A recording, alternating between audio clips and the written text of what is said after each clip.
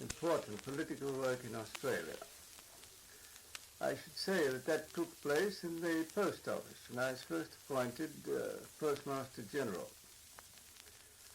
First thing I did was to cut down the telephone rates and to popularize them, put them on a popular footing so that people were glad to purchase them and use them. At that time there were only 2,000 or 3,000 altogether in use. I cut the rate down from a flat rate of £12 per annum to a flat rate of £5 per annum. That was inclusive of everything. The result was that a tremendous increase in the use of the telephone. Indeed, it seems to me, looking back, that they've never caught up since. It was not long before we had many, many thousands. And our difficulty, of course, was to keep up with the pressure. We did it, and today the telephone is in almost universal use. And another thing I did is project 3 long-distance telephones, one to Newcastle, one to Bathurst, and one to Goulburn. We constructed the one to Newcastle.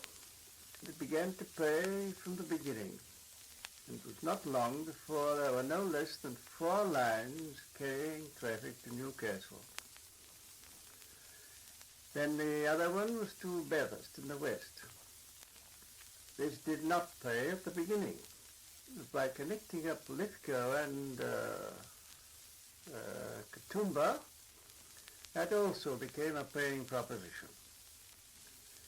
This took some time, and I left office before constructing the southern one to Goulburn. That was not constructed for 15 years afterwards. I left, of course, to go over to the mines department, mines and agriculture. We had an election, and my colleague, Mr. Sidney Smith, lost his seat for Bathurst. And Mr. Reid asked me particularly to go over and take charge of the mining department. And I was there for about 12 months. That was the time when Mr. Farrer first made his appearance in connection with his wheat breeding schemes. I very well remember discussing with him the conditions of his work. He was a peculiar man in some ways, a great man withal, so great that I do not believe even he knew how great the work was which he was doing. He wouldn't join the department as a public servant, nor would he receive more than £300 per annum in the way of salary. Positively refused being a public servant at all. And he fixed his own conditions of work. And as I say, we paid him £300 a year for 3 days' work per week. Like most men of that type, however, he gave us not only 3 but 6 full working days per week.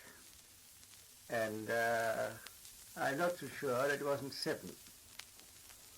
He was a wonderful man. His first work was to try and improve a wheat, which was already doing good work, but had rather a weak straw.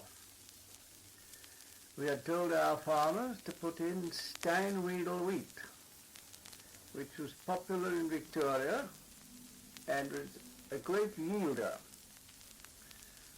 I think they got 40 bushels to the acre out of it.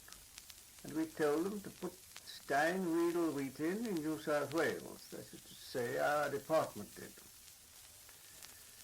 The wheat grew here just as it had done in Victoria. And we could have reaped our 40 bushels per acre as they did over there, but for one difference. And that was the different atmosphere in New South Wales. We told them, for instance, to put Steinweedle wheat into the pastures of the northern districts, up in the mountains where the stormy winds do blow. And they blew the wheat out and down upon the ground, and great was the fall thereof. And Mr. Farrer set to as his first work, the task, set himself as his first work, the task of making a stronger straw to carry this prolific wheat. Afterwards there came his famous,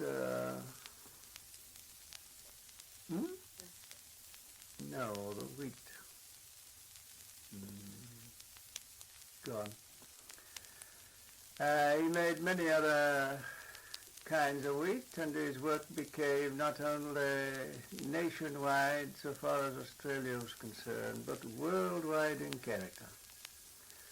Afterwards I was amazed to find, on going over the world on one engagement after another, to find that nearly every country outside Australia knew Mr. Farrer, many of them better than we knew him ourselves. A great man, and I should say he never knew really how great he was. Those are a few of the things that come to one's mind in the retrospect. Had we time and space, many more could be adduced. That must suffice.